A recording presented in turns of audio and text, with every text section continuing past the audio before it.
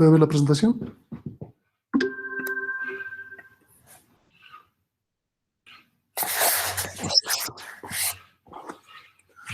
Ok, vamos a hablar de la memoria principal, la memoria RAM. Como dice el texto, este es un recurso muy escaso y lo que tiene que hacerse es buscar una adecuada administración para aprovechar al máximo este recurso escaso. Si bien la memoria ha ido bajando en precio, la memoria principal, de cualquier manera los requerimientos de almacenamiento van creciendo en forma proporcional. Pero no es solamente eso, no es el hecho de que pueda ser un poco barata la memoria RAM. El detalle es que existe un límite. No podemos tener memoria RAM ilimitadamente en nuestra máquina. Cada arquitectura de la computadora va a hacer que pueda soportar cierta cantidad de memoria como límite. La arquitectura de computadora que manejamos, los PCs, tienen que ver con 2 a la n, por ejemplo, posiciones de direccionamiento. Entonces, si manejamos una de 8 bits, de 16 bits, de 32 bits, un procesador, estamos hablando de 4 gigas de posicionamiento. Y si hablamos de 64, tenemos 2 a la 64. Es lo máximo que podemos direccionar, que implica que vamos a tener un límite en la memoria que podamos manejar como memoria principal. Y algo importante, ¿por qué la memoria principal, para que la redundancia, es la más relevante en un sistema operativo? Porque cualquier cosa que se quiera ejecutar en el procesador tiene que estar en memoria principal. De otra manera no se ejecuta. Entonces es muy, muy importante el hecho de contar con una buena cantidad de memoria, pero también sabiendo que tenemos un límite físico por arquitectura de la computadora. ¿Qué es lo que tiene que hacer un sistema operativo para administrar adecuadamente y aprovechar esa memoria? Por una parte, se tiene que tener un control de toda la memoria que se esté utilizando y qué espacios no se están utilizando. Podemos hacer una analogía simple como si fuese una matriz, donde tenemos filas y columnas, celdas, y esas celdas, cada una de las celdas va a apuntar a un espacio de memoria que puede ser asignado. Una vez que tengamos el control de todo lo que está ocupado y todo lo que está libre, el sistema operativo va a asignar memoria a aquellos procesos que lo soliciten. Sabemos muy bien que la función o cuando un proceso requiere un recurso es solicitar, usar y liberar. Entonces, cuando ellos terminen, van a liberar esa memoria y en el control que tenemos de espacios asignados, espacios libres, vamos a poder actualizar. ¿Qué sucede cuando, independientemente del control que llevemos, asignamos espacios de memoria para los procesos y la memoria se llena y necesitamos un otro proceso que se ejecute para que es prioritario, que es importante y que debe ejecutarse, pero la memoria está llena? ¿Qué es lo que se hace? Se utiliza una especie de intercambio, swapping, entre lo que es la memoria principal y la memoria secundaria. ¿A qué nos referimos con memoria secundaria? Al disco duro. Entonces vamos a guardar en disco duro como una memoria intermedia lo que estemos utilizando temporalmente o lo que estemos llevando temporalmente de la memoria principal. ¿Cómo se llama normalmente este tipo de memoria cuando hablamos de un sistema operativo? ¿Alguien sabe?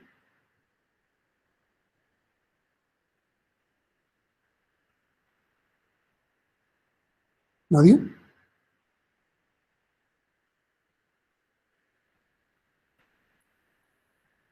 ¿Me están escuchando?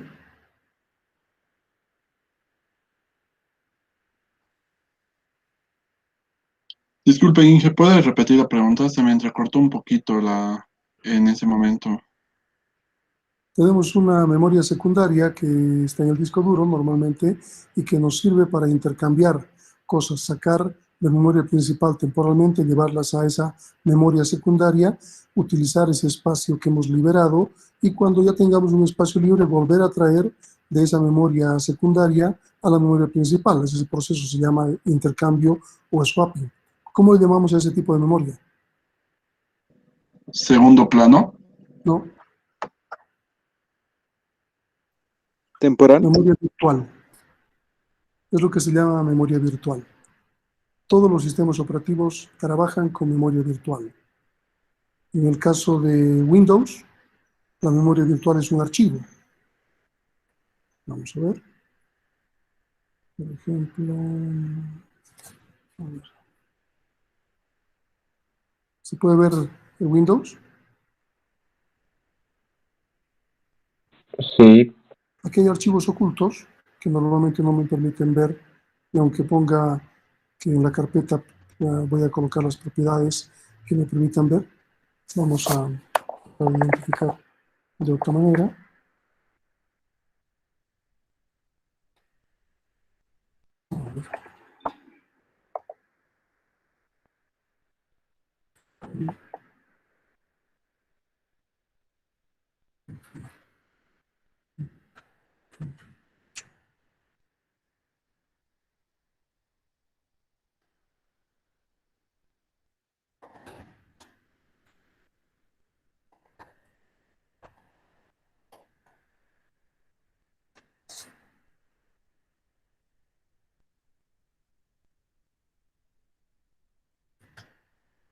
Si vemos, las nuevas actualizaciones de Windows ya nos permiten mostrar el archivo de intercambio, swap file.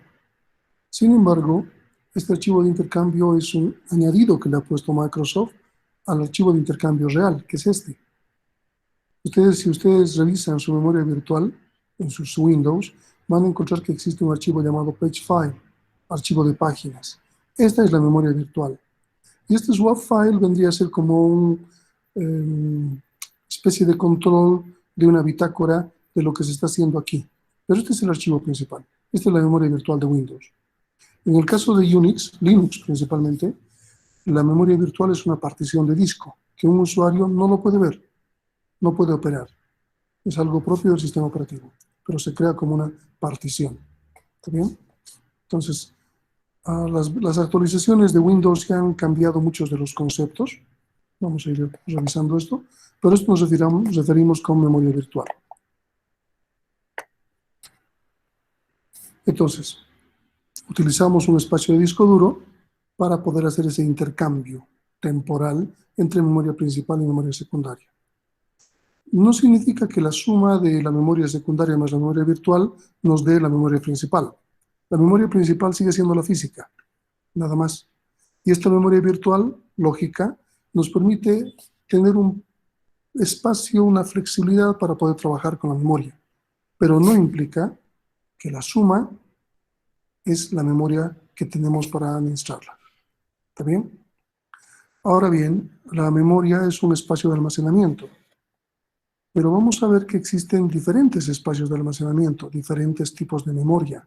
A esto le llamamos jerarquía del almacenamiento. En la jerarquía manejamos un esquema aquí que tiene como una pirámide más pequeña en la parte superior y más grande en la base. La primera memoria, que tiene mayor velocidad, mayor costo, pero que tiene poca capacidad, son los registros de procesador. Son elementos que nos permiten manejar distintas, el lenguaje de máquina, si quieren, assembler, de una forma más eficiente, porque almacenan temporalmente algunos intercambios que podamos realizar a través de los comandos. Estos registros, AX, BX, CX, stack, etcétera, son lo que aparece dentro del procesador. Son muy caros, son muy veloces, o sea, vendrían a ser las memorias más veloces que existen. ¿Por qué son caros? ¿Alguna idea?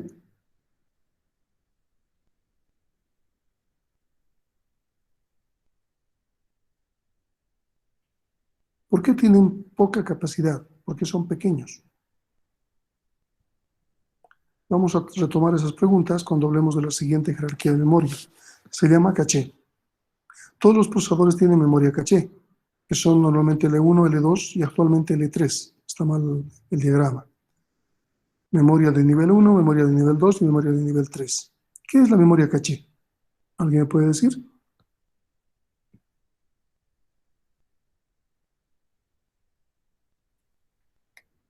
¿Qué es la memoria caché?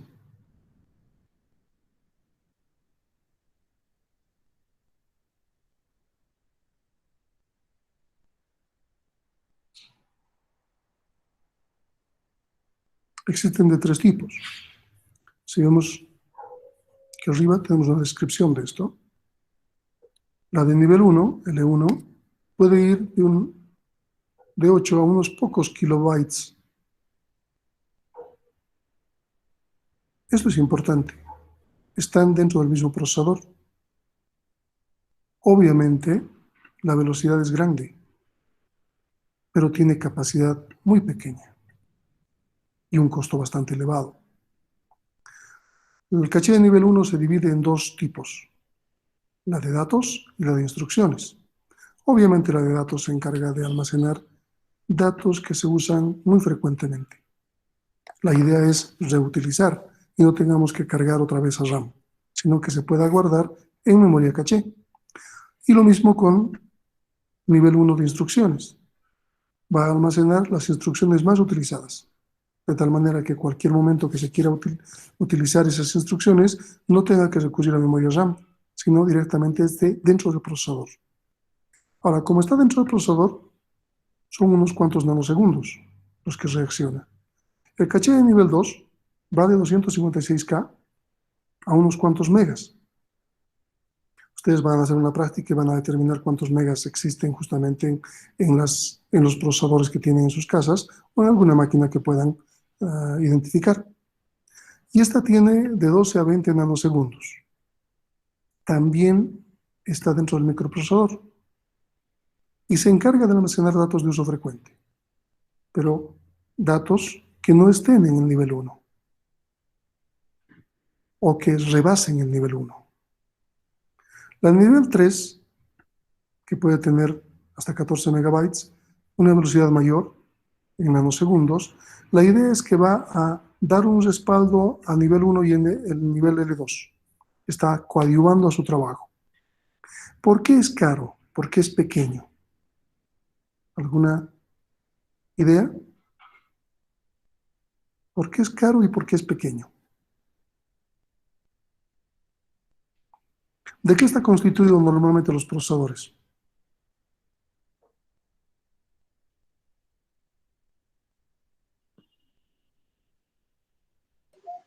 ¿Transistores?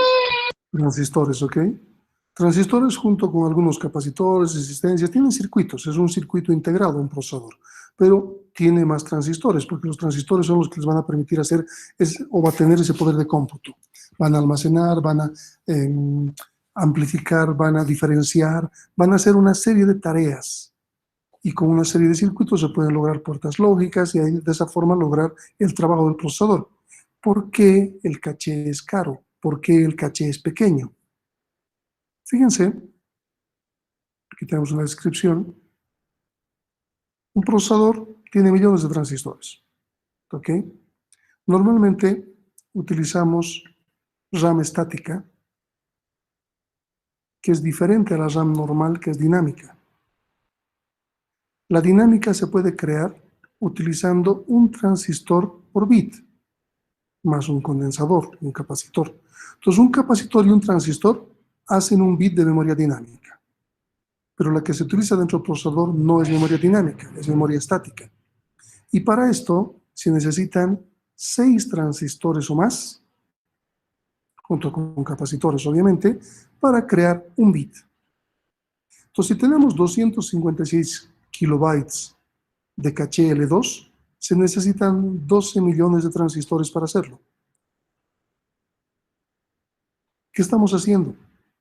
Le estamos quitando poder de cómputo al procesador, pero estamos añadiéndole una característica que va a tener un espacio de almacenamiento de muy alta velocidad, lo que va a hacer que el rendimiento del procesador sea mayor.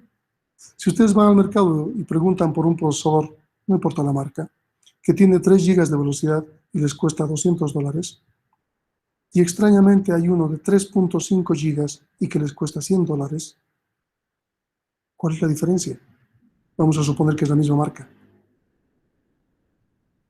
La diferencia está en que seguramente el de 3.5, que cuesta más barato y es más veloz, tiene menos caché.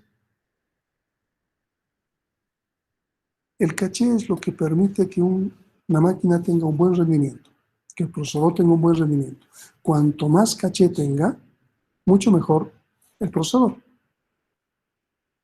Es por eso que es más caro, porque lo que está haciendo es, está ocupando millones de transistores para crear espacios de memoria. Es decir, está sacrificando poder de cómputo para tener almacenamiento interno, que le va a dar un rendimiento mayor, porque nada se procesa si no está en memoria, no se olviden de eso. ¿Cuánto de caché tenemos en las máquinas? Tenemos una aplicación que ustedes van a revisar como práctica.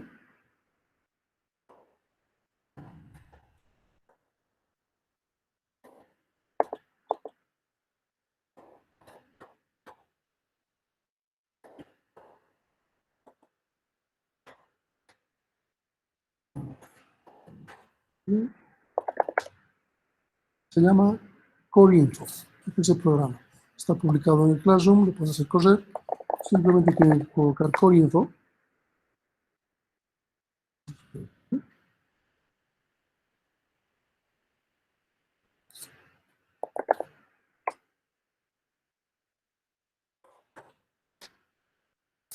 Y bueno, tiene distintas opciones. Ustedes ya van a jugar con las opciones, pero quiero mostrarles algo básico.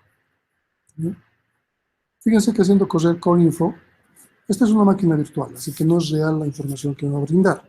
Me está diciendo que tengo un procesador Intel i7 de séptima generación de 3.5 GHz. Es un Intel de la familia 6, modelo 144, etcétera, etcétera, etcétera. Aquí me da distintas opciones que me permiten saber si esta es, por ejemplo, si soporta virtualización. En este caso, obviamente estoy virtualizando un sistema operativo y también soporta. Me está diciendo que sí soporta. Todos los elementos que soporta. Vamos a ver algo importante por aquí. El coprocesador matemático, desde la 486 más o menos, el procesador es 386. Desde la 386, todos los procesadores ya tienen integrado el coprocesador. Antes había que comprar aparte el coprocesador. Era muy caro y solamente era para aquellas instituciones o empresas que necesitaban hacer mucho cálculo. Entonces necesitamos un coprocesador matemático. Sin embargo, los procesadores actuales tienen incluido un set de instrucciones de punto flotante. Se llama coprocesador matemático. Entonces aquí me está diciendo que sí lo tiene. Otra cosa puede ser interesante por aquí. No, ustedes ya pueden ver con más calma. Pero lo que me interesa es el caché. Entonces, aquí abajo me dice que lógicamente tengo dos procesadores, entonces debe ser un dual core, ¿no? Y están en un solo socket físico. Entonces, obviamente es un procesador que tiene dos núcleos. ¿Bien? Y aquí en la parte inferior me dice que el caché nivel 1 de datos es 32K. El caché nivel 1 de instrucciones es 32K. Entonces tengo 64K de caché nivel 1. Tengo un caché de nivel 2 de 256K. Y tengo un caché nivel 3 de 4 megas. Si tengo un dual core, me va a reportar como 8 megas. Siempre multiplica. Si tengo un quad core, lo va a poner como 16 megas. Fíjense lo que está apareciendo aquí, ¿no? Por ejemplo, aquí, 256. Y me está saliendo que tengo 4. Entonces, ustedes van a hacer este reporte de la máquina que tengan lo que quieran. Pueden, no sé, tratar de hacer, no importa si hacen de cualquier, si no tienen una máquina, busquen a uno de sus compañeros, díganle que se los saque este reporte y que les manden la paginita, la imagen. Y ustedes trabajen sobre eso. La idea es que puedan identificar el tipo de procesador que tienen, el caché que tienen, si tienen nivel 1, nivel 2 nada más, si alcanzan nivel 3, y luego buscar en internet el último procesador de Intel para PC. Sigue siendo la i7, la i9 no es para PC. Entonces buscan el último i7. Comparan otro con AMD, el último de AMD, comparable a i7. Entonces comparan el AMD, el i7, junto con el que han sacado. Y ustedes sacan sus propias conclusiones. Si es posible, obtienen los precios. Pero se van a dar cuenta que esto es muy importante en cuestión de precios. ¿Cuánto de caché tiene? Práctica. ¿Okay? ¿Alguna duda sobre eso?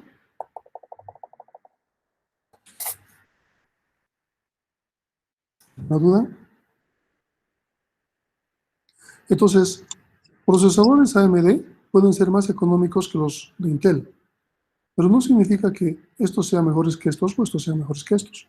Ustedes tienen que comparar no solo en la velocidad que les dice. En realidad no es velocidad, son ciclos por segundo. ¿Cuánto está ciclando cada procesador? Hemos hablado de la velocidad cuando hemos visto el zoológico de sistemas operativos, si ustedes recuerdan. Hemos dicho que los servidores trabajaban como MIPS, millones de instrucciones por segundo. Eso ya es velocidad, es diferente. Y los clusters o los equipos de computación de alto rendimiento trabajan con flops, floating point per second. ¿Cuántas operaciones de punto flotante por segundo realizan? Eso es velocidad. Pero cuando decimos hertz es ciclos por segundo, no parece velocidad, sino directamente cuánto se está ciclando por cada segundo. Sin embargo, es la medida que tenemos en las PCs. Entonces, verifiquen Intel, AMD, verifiquen caché. ¿Está bien? ¿Está claro? Ok. Un procesador económico, normalmente en Intel les daban el nombre de Celeron, ese era el nombre, es aquel que solo tiene poder de cómputo, pero no tiene caché. Y es un procesador muy económico. Muchas máquinas vienen con procesadores Celeron. Y uno no se da cuenta por qué es tan barata la máquina. Justamente porque el procesador no tiene caché. Así que es muy relevante, muy importante. Cuanto más caché tenga una máquina, es preferible tener menos velocidad y más caché que tener más velocidad y menos caché. Porque en rendimiento, la de menos velocidad va a tener un mayor rendimiento que la que tenga mayor velocidad, pero menor caché. ¿Está claro eso? ¿Está claro? Sí, Ok, entonces, en esta pirámide, cuanto más arriba estemos, es más veloz y más costoso. Cuanto más abajo estemos, tiene mayor capacidad. Esa es la idea.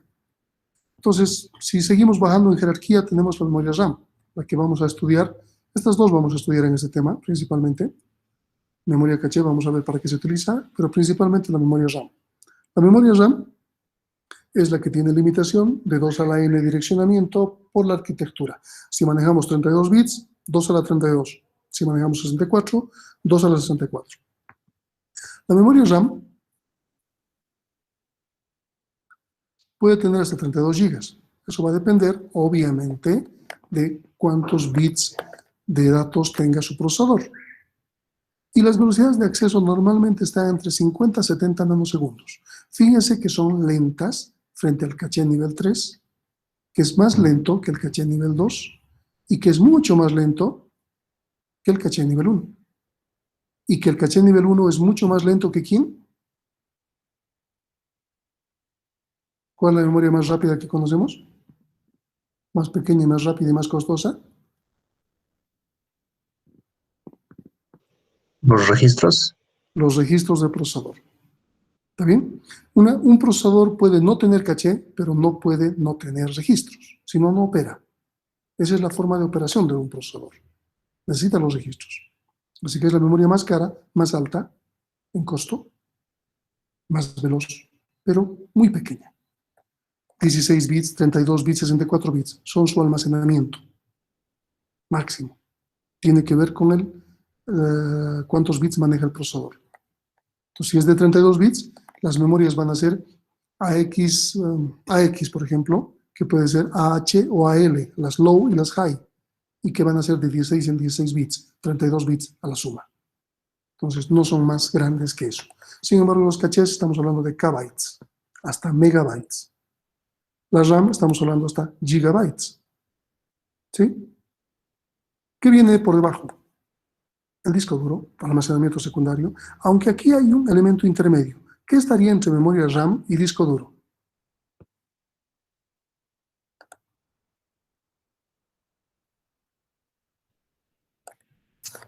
¿Qué es más veloz que disco duro, pero más lento que memoria RAM?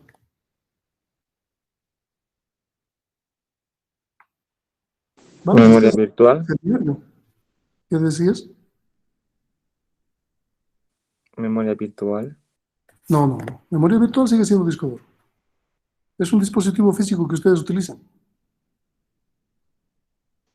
Los pendrive, memoria. Ok, los flash, pendrives, son memorias que son más lentas que memoria RAM, pero más rápidas que un disco duro. También están los discos de estado sólido, que actualmente ya se están haciendo más populares y más económicos, porque eran muy caros frente a un disco duro. Los discos de estado sólido también estarían al centro.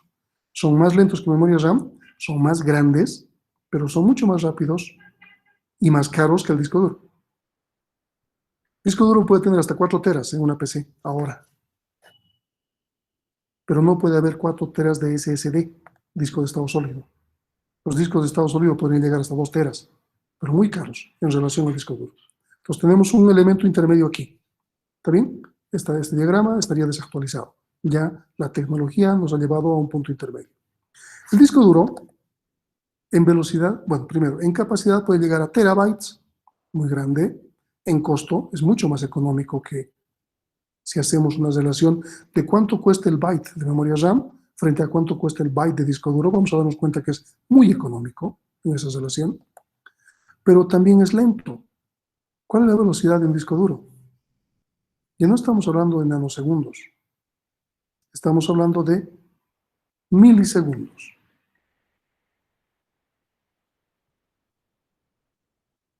Es lento. Hay una memoria más lenta todavía. Estamos hablando de las cintas magnéticas, que todavía algunos servidores utilizan, o los discos duros extraíbles vía USB, o el almacenamiento en cloud, en la nube, en la red. Son elementos que van a ser más lentos que el disco duro físico local.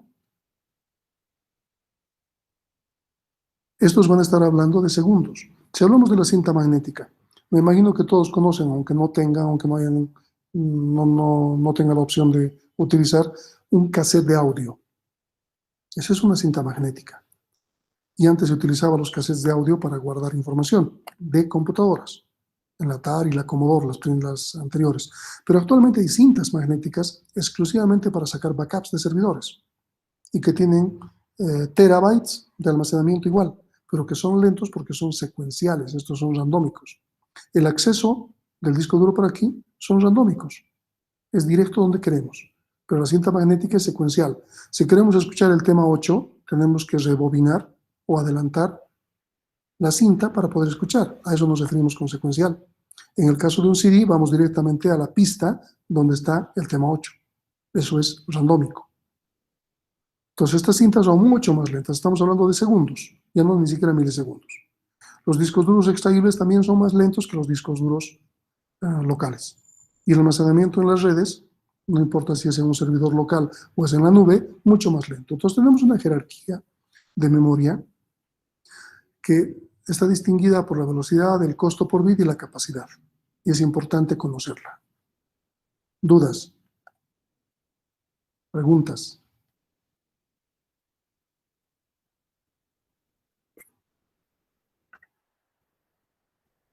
Ya saben cuál es su práctica.